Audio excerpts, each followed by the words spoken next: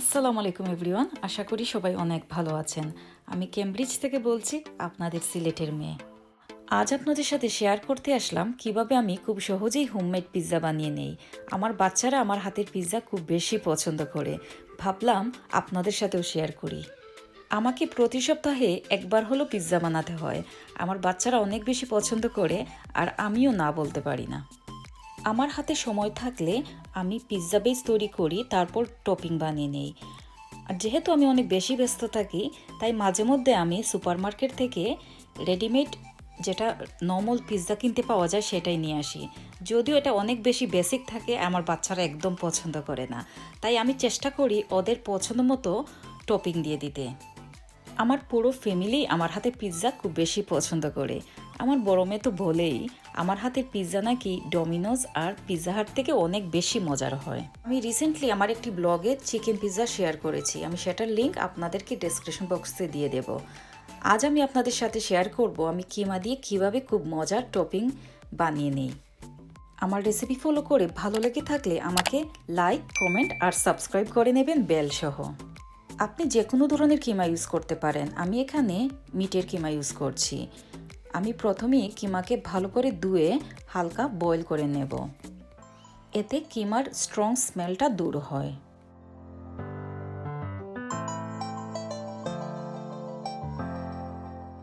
আমি এখানে কিছু কালারফুল পেপার ইউজ করছি।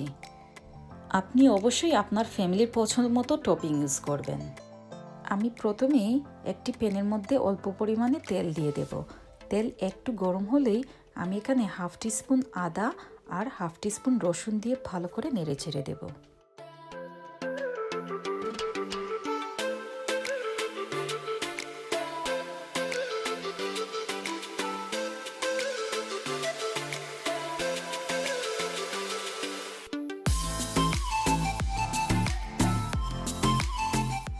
আমি এখানে অল্প পরিমাণে পেঁয়াজও ছেড়ে দিচ্ছি, সাথে পরিমাণ মতো লবণ ছেড়ে দেব। এখানে লবণের পরিমাণ খুব কমই রাখতে হবে।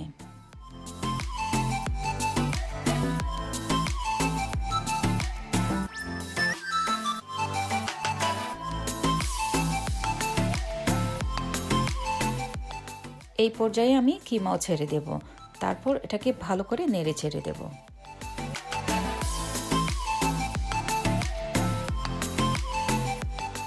আমি এখানে অল্প পরিমাণে চিলি ফ্লেক্স আর ব্ল্যাক পেপার ইউজ করছি।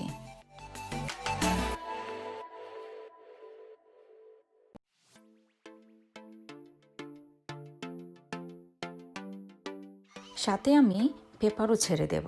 এখন আমি এটাকে ভালো করে মিশিয়ে নেব। এটাকে আমি অল্প পরিমাণে কুক করব। যারা রেগুলার পিৎজা বানান তারা জানেন এই বেসটা বেশিক্ষণ কুক করতে হয় না। এটার কারণ হচ্ছে এই বেসটা পরে আমরা ওভেনেও কুক করব। আমি নর্মালি এই বেসটা কিনে আনি সুপারমার্কেট থেকে।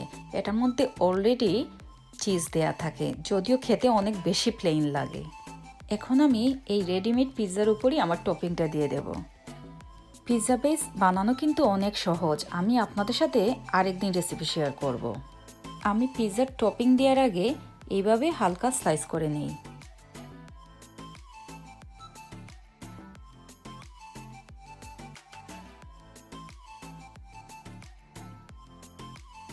এই পর্যায়ে আমি হোমমেড টপিং ইউজ করব। আমি এখানে কিছু গ্রেটেড চিজও ইউজ করব। পিৎজাতে যত বেশি টপিং থাকে খেতে তত বেশি ভালো লাগে।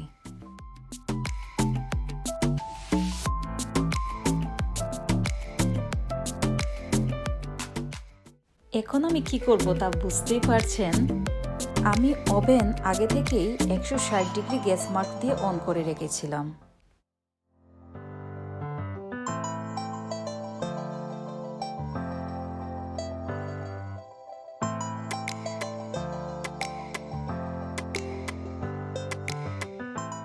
আমি এখন এটাকে ওভেনে 25 মিনিটের মতো কুক করব। সেই ফাঁকে আপনারা আমার চ্যানেলটি সাবস্ক্রাইব করে নেবেন যদি এখনও না করে থাকেন। আর যারা অলরেডি আমাকে সাপোর্ট করছেন আর রেগুলারলি আমার ভিডিও দেখছেন তাদেরকে অসংখ্য ধন্যবাদ। আপনাদের কমেন্টস পড়তে আমার অনেক বেশি ভালো লাগে, আমি অনেক বেশি মোটিভেট ফিল করি। আপনারা সবাই ভালো থাকবেন, সেফ থাকবেন, সুস্থ থাকবেন। আল্লাহ হাফেজ।